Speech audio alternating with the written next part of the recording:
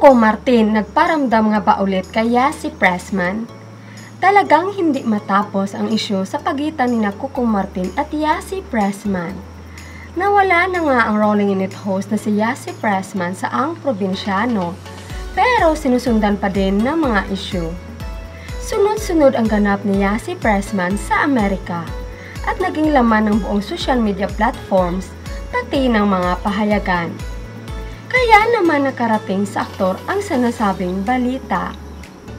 At matatandaan ay nagsalita si Coco Martin na hindi siya nagkamali sa mga sinasabi niya noon patungkol kay Yassi Pressman.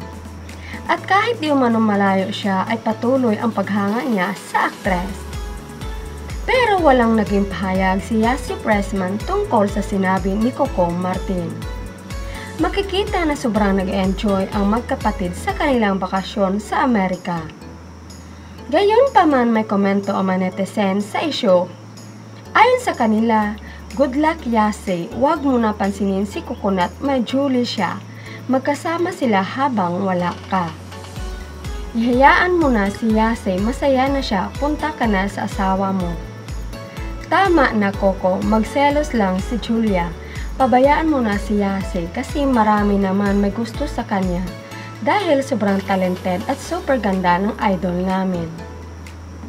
Kaya napag-isip ang sambayanan sa mga inaasal ni Coco Martin. Ayon sa isang sikat na showbiz insider, ano ang motibo ni Coco Martin para magparamdam kay Yassi Pressman?